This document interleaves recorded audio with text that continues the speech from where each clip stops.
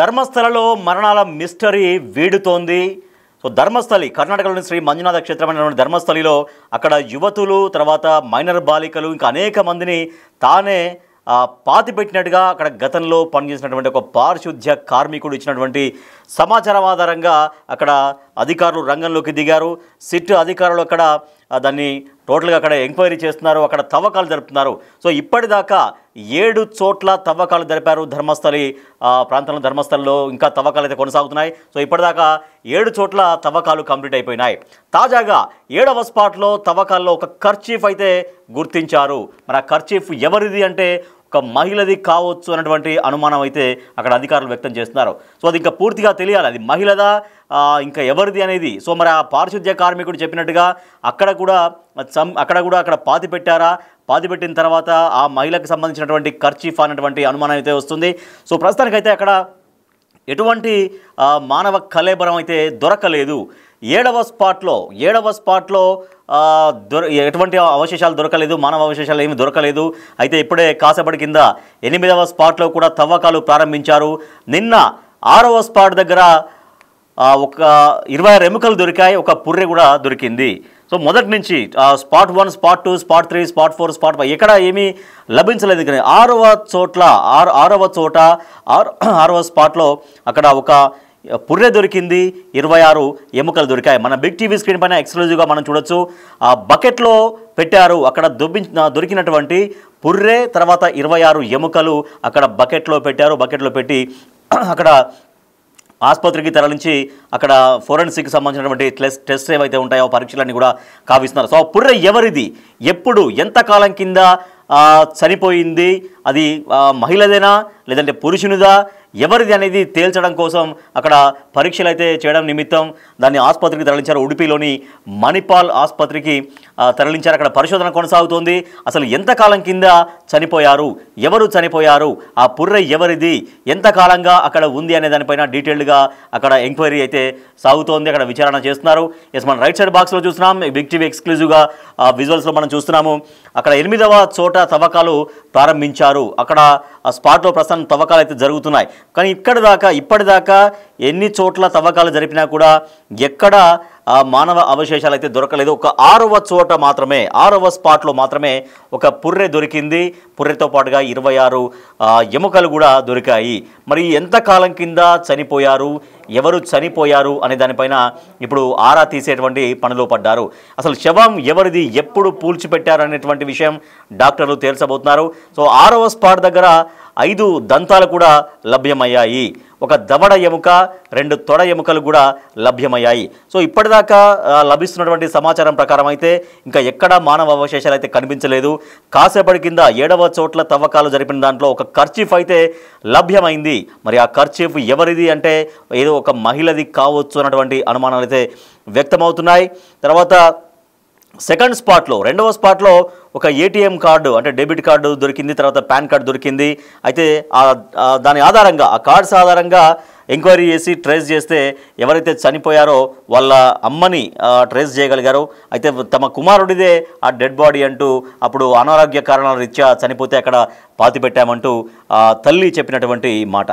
ప్రస్తుతం అయితే 8వ చోట తవ్వకాలు జరుగుతున్నాయి. సో మరి దాంట్లో ఇంకా ఎటువంటి ఆనవాళ్ళు అయితే లభించలేదు. మా ప్రతినిధి శివ మరింత సమాచారం ఇస్తారు. శివ, తవ్వకాలు ఇంకా జరుగుతున్నాయి, తవ్వకాలలో ఇప్పటిదాకా ఏమన్నా తెలుస్తున్నాయా? సో నిన్నటి కేవలం ఒక 6వ చోట మాత్రమే వాళ్ళు జరిపిన దాంట్లో మాత్రమే 26 ఎముకలు, ఒక పుర్రె, మళ్ళీ దవడ ఇవన్నీ కూడా లభ్యమయ్యాయి. కానీ ఇప్పుడు జరుగుతున్నటువంటి తవ్వకాల్లో ఎటువంటి విషయాలు వాళ్ళకి తెలుస్తున్నాయి?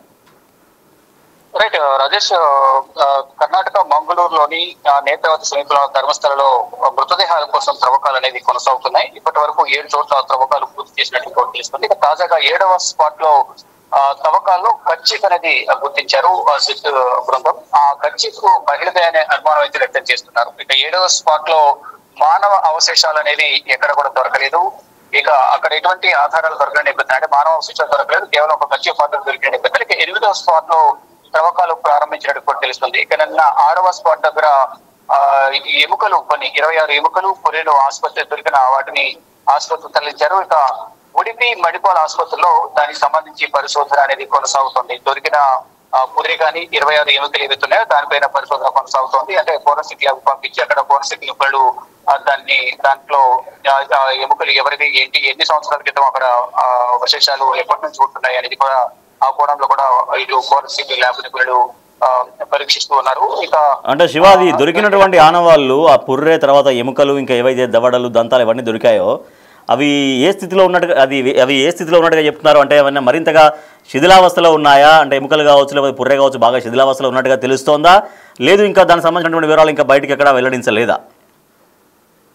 ప్రధానంగా ఇప్పుడు దొరుకుతున్న అవశేషాలను కూడా కొన్ని సంవత్సరాల క్రితం పూడ్చిపెట్టినట్టుగా కూడా ఇటు ఫోరెన్సిక్ నిపుణులు అయితే చెప్తూ ఉన్నారు. అంటే ఇది దాదాపు ఇక్కడ ఈ ప్రాంతంలో 1998 నుంచి 2014 మధ్య ఈ మహిళ మృతదేహాలు కానీ కొన్ని మృతదేహాలు తీసుకొచ్చి అక్కడ ఖననం చేశారనేది కూడా మాజీ శానిటేషన్ వర్కర్ అయితే చెప్తున్న పరిస్థితి కనిపిస్తుంది. అంటే 1998 నుంచి 2014 మధ్య ఒక సంచలనంగా మారింది. అక్కడ మహిళలపై అత్యాచారాలు చేయడం కానీ వారిపై దాడులు చేసి చంపేయడం, తర్వాత అక్కడ పూడ్చిపెట్టడం అనేది కూడా జరిగింది అనేది కూడా గతంలో బాగా ప్రచారం జరిగింది. తర్వాత అక్కడే 2003లో ఆ సమయంలో 2003లో అనన్య భట్ అక్కడ ధర్మస్థలంలోని మంజునాథ టెంపుల్ కి వెళ్లి దర్శనానికి వెళ్ళి అప్పటి నుంచి తిరిగి రాలేదంటూ కూడా వారి తల్లి సుజాత భట్ నిన్న పోలీసులకు ఫిర్యాదు చేశారు. డిఎన్ఏ టెస్ట్ నేను సిద్ధంగా ఉన్నానంటూ కూడా తాను కూడా తెలియజేశారు. ఈ నేపథ్యంలో డిఎన్ఏ టెస్ట్ ద్వారా వీటిని గుర్తించే పనులు అయితే నిమగ్నమైనారు. కానీ అన్ని మృతదేహాలకు అంటే అవశేషాలన్నీ దొరికితే కనుక అన్ని తాను ఏదైతే 100కు పైగా మృతదేహాలను పూడ్చిపెట్టారని ఏదైతే మాజీ శానిటేషన్ వర్కర్ చెప్తున్నారో అవన్నీ కూడా వెలికి తీస్తే కనుక వాటి నుంచి డిఎన్ఏ టెస్ట్ చేయడం అనేది చాలా కష్టతరం అనేది కూడా వారు చెప్తూ ఉన్నారు. అంటే ఎముకలు పొరలకు డిఎన్ఏ టెస్ట్ నిర్వహించి అదంతా చేయడం అనేది చాలా టైం పడుతుంది. అదంతా కూడా కుదిరే అవకాశం లేదు. రైట్ శివ అయితే ఇంకా ఎన్ని చోట్ల ఇప్పటికైతే 8వది స్టార్ట్ అయింది, కేవలం ఒక 6వ చోట మాత్రమే ఈ ఎముక కావచ్చు తర్వాత పుర్రె కావచ్చు ఇవన్నీ లభ్యమైనాయి. ఇంకా ఎన్ని చోట్ల వాళ్ళు తవ్వకాలు జరిపే అవకాశం ఉంది? ఎందుకంటే 100 డెడ్ బాడీలు పాతిపెట్టినట్టుగా సిట్ అధికారులకు అతనే ఎవరైతే మాజీ పారిశుద్ధ్య కార్మికుడు ఉన్నారో ఆయనే చెప్పినటువంటి విషయం. మరి 100 మృతదేహాలు లభ్యం కావాలంటే ఇంకా ఎన్ని చోట్ల తవ్వకాలు జరపాలి? సో ఏమంటున్నారు అంటే అధికారులు ఏమంటున్నారు? దాదాపుగా ఎన్ని చోట్ల తవ్వకాలు జరిపేటువంటి ఆస్కారం కనబడుతోంది? అంటే మొత్తం మాక్సిమం వారు చెప్పిన దాని ప్రకారం మొత్తం స్పాట్లు అనేది డివైడ్ చేసిన నేపథ్యంలో ఇప్పటి వరకు 7 స్పాట్లు కంప్లీట్ అయ్యాయి. 8వ స్పాట్ లో త్రవ్వకాలు ప్రారంభమయ్యాయి. కాబట్టి అతను శానిటేషన్ వర్కర్ చెప్తున్నది 13వ స్పాట్ లో ఎక్కువ శవాలను అక్కడ మృతదేహాలను అక్కడ ఖననం చేశారనేది కూడా అతను చెప్తున్న నేపథ్యంలో అది నిజమా కాదనేది కూడా తేల్చే పనులు అయితే నిమగ్నమైన. అంటే మొదట కొన్ని అనుమానాలు వ్యక్తమయ్యాయి. మొదట రోజు అంటే 1-2 స్పాట్లలో ఇటువంటి ఆధారాలు దొరికిన నేపథ్యంలో అతని పైన కొన్ని అనుమానాలు వ్యక్తం చేస్తారు. శానిటేషన్ వర్కర్ పైన అది నిజమా కాదా అనేది కొంత డైలమాలు పడ్డారు. కానీ 3వ స్పాట్ లోకి వచ్చిన తర్వాత అక్కడ కొన్ని ఆధారాలు దొరికే నేపథ్యంలో ఇంకా దొరికే అవకాశం ఉందనేది కూడా సిటీ బృందం భావించి దానిలో భాగంగానే తాత్కాలిక ఒక టెంట్ కూడా ఏర్పాటు చేసుకుని అక్కడ వాటర్ కూడా ఒకవైపు వర్షం పడుతుంది, ఒకవైపు తవ్వకాలు కొనసాగుతున్నాయి. గుంటలోకి వాటర్ కూడా వెళ్ళిపోతున్నట్టుగా వాటర్ను కూడా తోడి అక్కడ తవ్వకాలు అనేది కొనసాగిస్తున్న పరిస్థితి కనిపిస్తుంది. టెంపరీ ఒక టెంట్ కూడా ఏర్పాటు చేసుకుని అక్కడ పనులను సిటీ బృందం పర్యవేక్షిస్తుంది. మొత్తంగా చూసుకుంటే ఈ మొత్తం అన్ని కంప్లీట్ చేస్తే కానీ ఈ మృతదేహాలు అసలు ఉన్నాయా లేదా, నిజమా కాదా, కనీసం డెడ్ బాడీస్ ను పాతిపెట్టిన నేపథ్యంలో అక్కడ మృతదేహాలకు సంబంధించిన అవశేషాలు కనీసం ఎముకలు కానీ పురీలు కానీ దొరికే అవకాశం ఉంటుంది కదా అనేది ప్రధానంగా చెప్తున్నారు. అంటే కొన్ని శవాలకు అసలు మహిళల శవాలకైతే ఎటువంటి దుస్తులు లేకుండా శవాలు తీసుకొచ్చి మాకు అప్పగించారు అనేది పారిశుద్ధ్య కార్మికులు చెప్తున్నారు. మరోవైపు చాలా మందిని చంపేసి తీసుకురావడం కానీ కొంతమంది అంటే ఐడెంటిఫికేషన్ లేని మృతదేహాలు కూడా కొన్ని తీసుకొచ్చేవారు. కానీ చాలా వరకు కూడా అత్యాచారం చేసి హత్య చేసి ఇక్కడ తీసుకొచ్చారు. నేను ఆ శవాలను తీసుకునే నేపథ్యంలో నన్ను కూడా భయపెట్టారు అనేది శానిటేషన్ వర్కర్లు సిటీ బృందానికి తెలియజేశారు. ఏమైనప్పటికీ కూడా ఈ కంప్లీట్ గా ఏదైతే స్పాట్స్ చెప్తున్నారో ఆ స్పాట్స్ అన్ని కూడా కంప్లీట్ గా చూస్తే కానీ అసలు ఎన్ని మృతదేహాలు అనేవి ఇక్కడ బాధ పెట్టారు, ఇతను శానిటేషన్ వర్కర్ చెప్పిన దాంట్లో నిజమా కాదా, చెప్పిన మాటలు వాస్తవం కాదా అని తెలుసుకునేందుకు కూడా అంత సమయం పట్టే అవకాశం కనిపిస్తుంది. అంటే దాదాపు ఈ రోజు మొదటి 3 రోజుల నుంచి కూడా ఇప్పుడు తవ్వకాలు అయితే కొనసాగిస్తున్నారు. ఒకవైపు వర్షం ఆటంకంగా మారుతుంది, ఆ తవ్వకాలు కొనసాగుతూ ఉన్నాయి. కానీ 13 స్పాట్ కూడా వెళ్ళిన తర్వాతే ఆధారాలు కరెక్ట్ అయిన ఆధారాలు దొరికే అవకాశం అయితే కనిపిస్తా ఉంది. చూడాలి ఏం జరగబోతుంది. 13 స్పాట్ వెళ్ళిన తర్వాత అక్కడ ఎన్ని మృతదేహాలకు సంబంధించిన అవశేషాలు దొరుకుతాయా, అసలు ఏం జరుగుతుందని కూడా చూడాల్సి ఉంది. కర్ణాటక ప్రభుత్వం కూడా చాలా ప్రతిష్టాత్మకంగా తీసుకుంది. సిట్టు బృందాన్ని ఏర్పాటు చేసి వీలైనంత త్వరితగతిన ఈ కేసును దర్యాప్తు చేసి నివేదిక సమర్పించాలంటూ కూడా ఇటు కర్ణాటక ప్రభుత్వం సిట్టు బృందానికి తెలియజేసింది. Right, yes, thank you Shiva. So అది కర్ణాటకలోని నేత్రావతి నది సమీపంలో ఉన్నటువంటి అటవీ ప్రాంతంలో అక్కడ తవ్వకాలు అయితే జరుగుతున్నాయి. ఇప్పటిదాకా మొత్తం 7 చోట్ల తవ్వకాలు కంప్లీట్ చేశారు. ఇప్పుడు 8వ చోట తవ్వకాలు జరుగుతూ ఉన్నాయి. సో ఆ తవ్వకాల్లో మరి ఇంకా ఏమైతే బయటపడలేదు. ఇంకా 7వ చోట మాత్రం ఒక కర్చీఫ్ అయితే బయటపడిందని చెప్తున్నారు. ఆ కర్చీఫ్ ఎవరిది అనేది కూడా ఇంకా పూర్తిగా క్లారిటీ రాలేదు. అంటే ఒక మహిళా కర్చీఫ్ అనేది అనుమానం అయితే వ్యక్తం చేస్తున్నారు. సో మరి అసలు ఏంటి ధర్మస్థలిలో ఈ మరణాల మిస్టరీ ఏంటి? గతంలో అక్కడ పారిశుద్ధ్య కార్మికుడిగా పనిచేసినటువంటి ఒక వ్యక్తి రాసినటువంటి లేఖ ఆధారంగా పోలీసులు రంగంలోకి దిగారు. కర్ణాటక ప్రభుత్వం దీన్ని చాలా సీరియస్గా తీసుకుంది. ఒక సిట్ బృందాన్ని ఏర్పాటు చేసింది. అక్కడ నేత్రావతి సమీపంలో ఉన్నటువంటి అటవీ ప్రాంతంలో మొత్తం 13 చోట్ల 1995 నుంచి 2014 వరకు ఈ 20 ఇయర్స్లో 100 మంది మహిళల శవాల్ని తానే పూడ్చిపెట్టినట్టుగా ఆయన అధికారులకు చెప్పారు. సో మొత్తం 13 చోట్ల 13 అనుమానిత చోట్లు తను ఏమైతే చెప్పారో ఆ 13 అనుమానిత చోట్లలో ప్రస్తుతానికైతే తవ్వకాలు జరిపేటువంటి ప్రయత్నం సాగుతోంది. అక్కడ వర్షం కూడా వస్తుంది, అయినా కూడా ఆ వర్షంలోనే ఆ తవ్వకాల పనులు సాగుతున్నాయి. కేవలం ఒక 6వ చోట మాత్రమే ఒక డెడ్ బాడీ అంటే మానవ శరీర అవశేషాలు లభ్యమయ్యాయి.